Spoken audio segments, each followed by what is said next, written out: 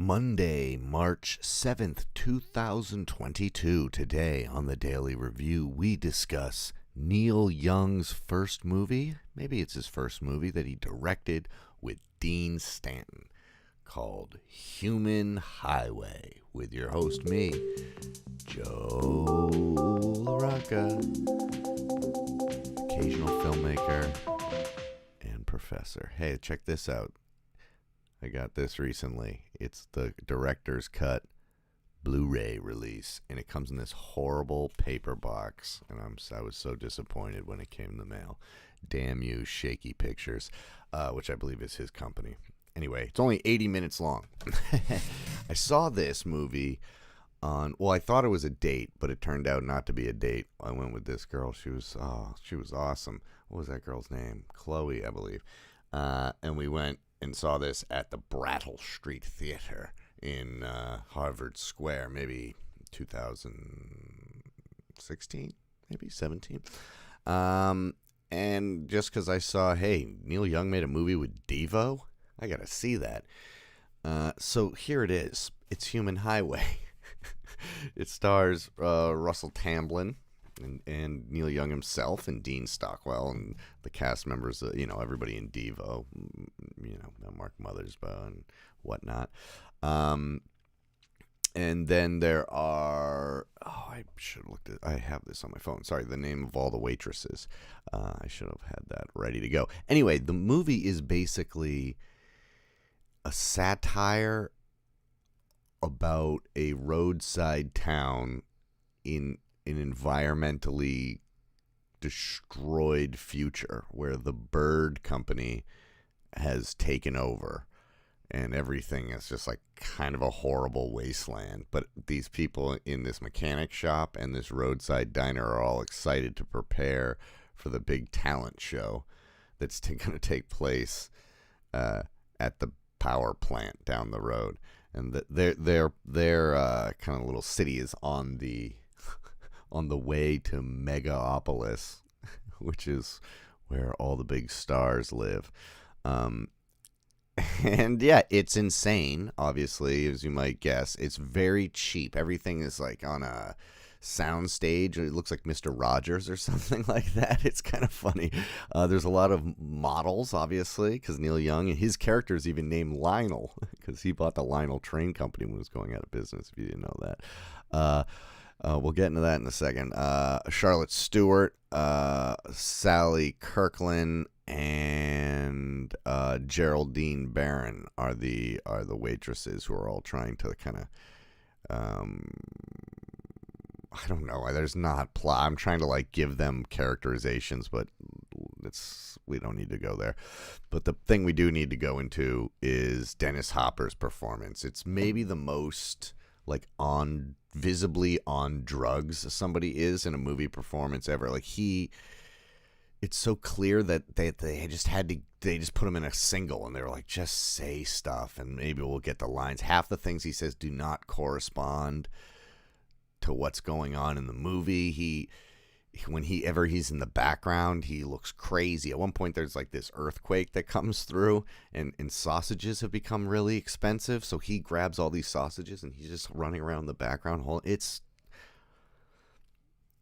like a weird feature-length Kids in the Hall skit. That's probably the best way to describe it, because it's uncomfortable and funny. So those are the two things that I kind of attribute to the best Kids in the Hall stuff.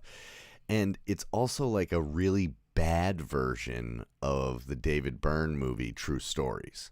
Like True Stories is kind of, they're very similar actually, and they're both satires about kind of industrialization, and they all build up to this cast of characters, and they're kind of semi-musicals, and it builds up to a talent show at the end. This talent show doesn't really happen though. This movie kind of like writes some checks it can't cash in the end. That's why it's problematic. But there's a lot of stuff with Devo. They play the Nookies, and they're going to perform at the show. But they also work for the Bird Corporation. They dispose of like nuclear waste and stuff all around town. All the license plates are in like an Arabic style font. There's there's a headline in the newspaper that says oil-rich Indians in space, and he keeps repeating that. Kind of some of the magical moments is Neil Young and Russ Tamblyn are like working the garage, and they're like morons. And he's like a really like real cartoonish moron, like ooh, like that kind of. And Neil Young plays the wrench, clanging the wrenches and hitting different notes to a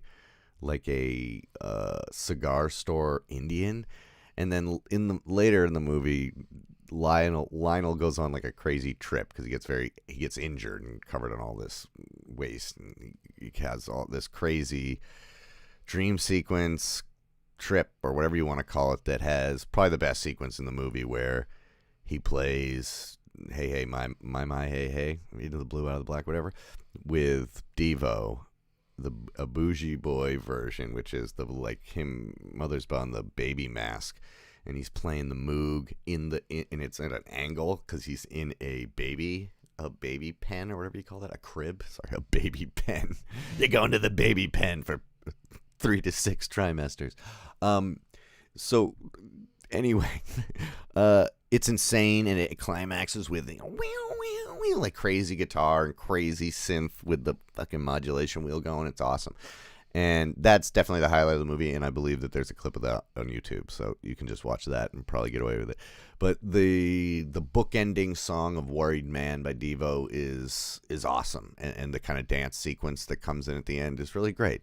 There's some funny jokes in it. There's an absolutely insane Dennis Hopper performance that is, at one point, he's just feeding a raccoon a fried egg that comes in, a real live raccoon, and then he's going, what? Where's your buddy Lum? Where's Lum at? And it's not part of the plot. And the raccoon's like biting at him and shit. It's like, what is this? It's like a hee-haw episode. And so one of the reasons I wanted to review it is that, first of all, I got it a few weeks ago in the mail, because it finally came out on a release. When love and fate collide, that doesn't even make sense. Movie totally falls apart. But I also want to do it because it's kind of got some themes going on now, like just this increasing gas prices, like ever increasing, and then like every day on the radio or every once in a while radio go threat of war, like is even more. Like it just keeps raising up, and then the kind of irreversible ecological damage that we've done to the planet.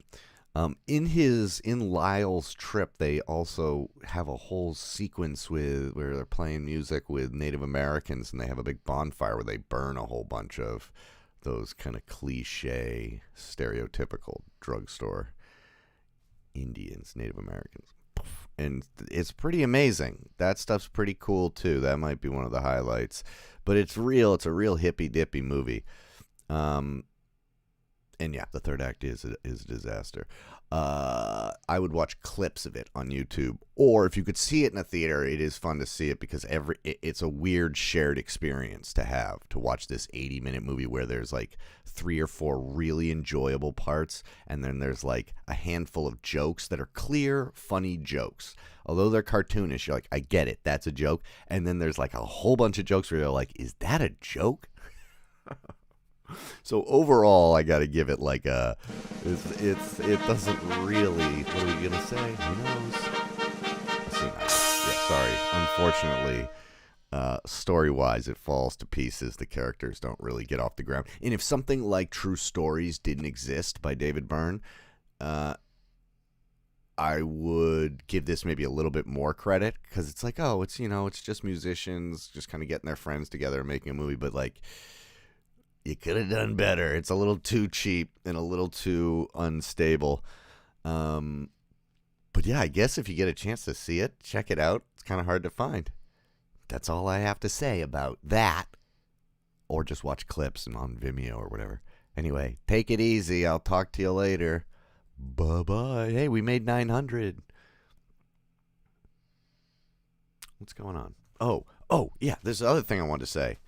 I got a gift in the mail from a cavity, and it's they're sun piss stickers. Here, I'm gonna get a real good focus on that. Yeah. What's the front focus on this lens? About, yeah, look at how good that is. Holy crap. That is a beautiful sticker. And guess what? There's, I got this side, I got that sticker, which I think I only have 1 or 2 left of that sticker. And then on this side, I got the other sticker. Yeah, pretty good. So I'm gonna start plastering these up. I don't know, write in the comments or whatever if you want one, and I will mail you one for free, I guess. Or I'll probably send you a couple. Obviously, Kevin, don't worry, there are gonna be some in the mail to you.